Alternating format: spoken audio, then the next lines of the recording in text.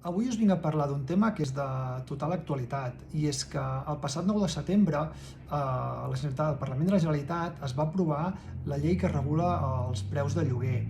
És una llei molt polèmica, sou molts els que aquests dies m'heu preguntat, fins i tot m'heu demanat opinió, i penso que avui és un bon dia per parlar-ne perquè sembla ser que demà entrarà en vigor.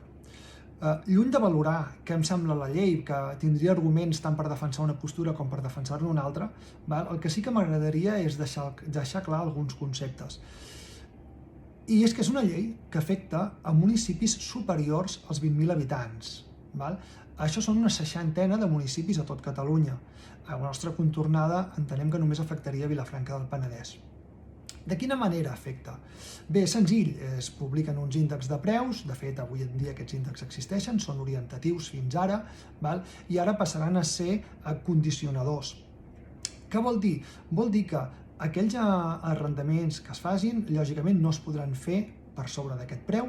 Els contractes que tinguin un preu a dia d'avui estipulat, aquest preu no es podrà pujar quan es renovi, és a dir, s'haurà de mantenir el preu que ja hi havia pactat, i aquells contractes que el preu estigui per sobre de l'índex, quan es renovi, no abans, quan es renovi, s'hauran d'ajustar en aquest preu de referència.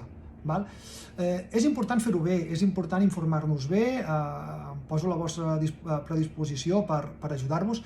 Penseu que les multes per no tenir o no fer o no aplicar correctament aquesta nova llei poden ser de fins a 90.000 euros.